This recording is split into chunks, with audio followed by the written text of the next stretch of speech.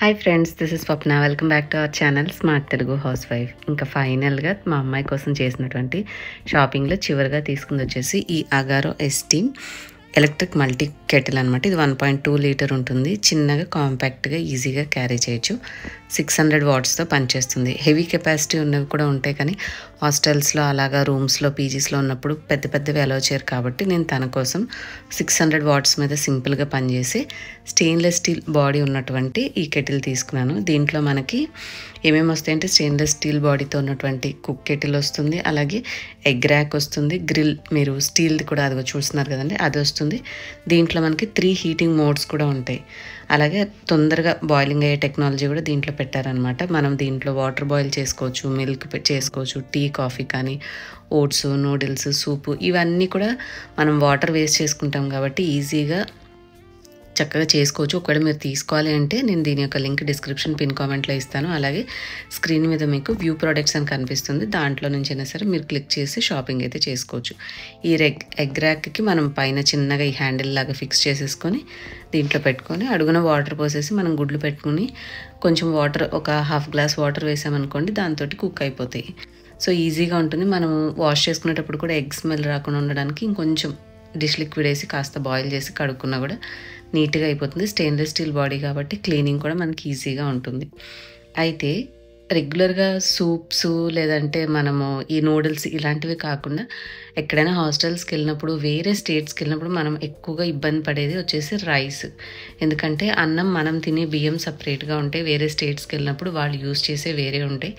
మనకి అక్కడ కర్రీస్ అవి కొంచెం అటు ఇటుగా ఉన్నా కూడా అన్నం మనం తిన్న అన్నంలా లేకపోతే కొద్దిగా ఇబ్బంది పడుతూ ఉంటాం కదా. సో ఆ అన్నం ఎలా కుక్ చేసుకోవాలి ఈ కెటిల్లో, వీళ్ళకి పీజీస్లో వేరే కుకింగ్ అలాంటివి అలౌ చేయరు కాబట్టి మనం అలౌ చేసే కెటిల్లోనే అన్నం కూడా వండుకోగలిగితే మనకు అక్కడ ఇబ్బంది లేకుండా వాళ్ళు పెట్టిన కర్రీస్ కానీ ఏదో ఒకటి మనం చేసుకొని హ్యాపీగా మనకు నచ్చినట్టుగా అన్నం తినొచ్చు కదా. అంటే డైలీ కాకపోయినా అట్లీస్ట్ వీకెండ్స్లో వాళ్ళకి కుదిరినప్పుడు ఎలా కుక్ చేసుకోవాలి ఇవాళ మీతో షేర్ చేస్తాను. సో నేను ఒకళ్ళ కోసమనే చూపిస్తున్నాను కాబట్టి ఒక హాఫ్ గ్లాస్ తీసుకున్నానండి. హాఫ్ గ్లాస్ రైస్ ఒకళ్ళకి పర్ఫెక్ట్గా సరిపోతుంది. ఇంకా అంతకంటే కొంచెం ఎక్కువ తినేవాళ్ళు 1 గ్లాస్ తీసుకొని నేను చూపించిన బౌల్ కంటే కూడా ఇంకొంచెం పెద్దది తీసుకోవచ్చు, అది కూడా సరిపోతుంది. దీంట్లో నేను జస్ట్ మీకు డెమో పర్పసే కాబట్టి ఒక హాఫ్ గ్లాసు బియ్యం తీసుకొని అవి కడిగి 1 గ్లాసు వాటర్ పోసి ఇంకొంచెం ఎక్స్ట్రా పోసాను. తర్వాత కెటిల్లో ఒక గ్లాస్ వాటర్ వేసేసి మీరు డైరెక్ట్గా పెట్టేయచ్చు, స్టాండ్ పెట్టైనా పెట్టచ్చు. స్టాండ్ పెడితే మూత కరెక్ట్గా సెట్ అవ్వట్లేదు, నేను స్టాండ్ తీసేసి డైరెక్ట్గా గిన్నెని ఆ నీళ్ళల్లో పెట్టేసి మనం బాయిలింగ్ దాంట్లో పెట్టాలన్నమాట. లాస్ట్ మోడ్లో పెట్టేసుకోవాలి. పెట్టేసేస్తే ఆ వాటర్ అంతా పూర్తిగా అయ్యి ఎవాపరేట్ అయ్యే టైంకి మనం పెట్టుకున్న అన్నం అనేది కంప్లీట్గా రెడీ అయిపోతుంది.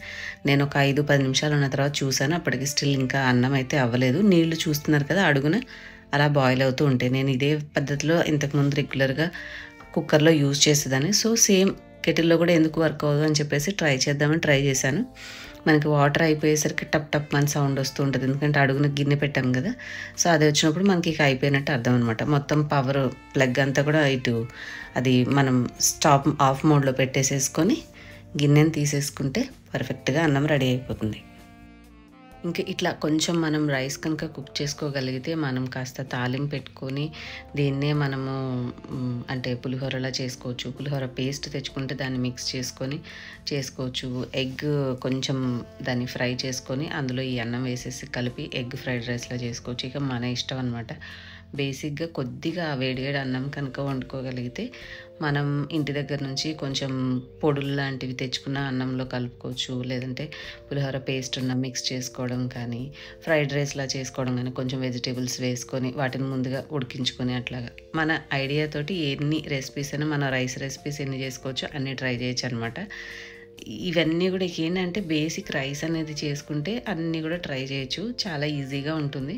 ఇంకా ఏమైనా అదర్ రెసిపీస్ నేను ఇంట్లో ట్రై చేస్తే డెఫినెట్లీ అవి కూడా మన వ్లాగ్స్లో షేర్ చేస్తాను. ఫస్ట్ అయితే బేసిక్ రైస్ ఒకటి తెలిస్తే కనీసం వాళ్ళకి అవైలబుల్ ఉన్న కర్రీస్తో తినడానికి ఉపయోగం ఉంటుందని చెప్పేసి ఇది తనకు కూడా యూజ్ అవుతుంది మా అమ్మాయికి అన్నట్టుగా మీకు కూడా వీడియోలో చూపించవచ్చు అన్న ఉద్దేశంతో చూపించాను. కరెక్ట్గా మంచిగా పర్ఫెక్ట్గా వచ్చింది. కాకపోతే వండుకునే ముందు ఒక 10 నిమిషాలు నానబెట్టుకోండి, ఇంకా మంచిగా వస్తుంది రైస్. నేనైతే అప్పటికప్పుడు వండేసాను కదా.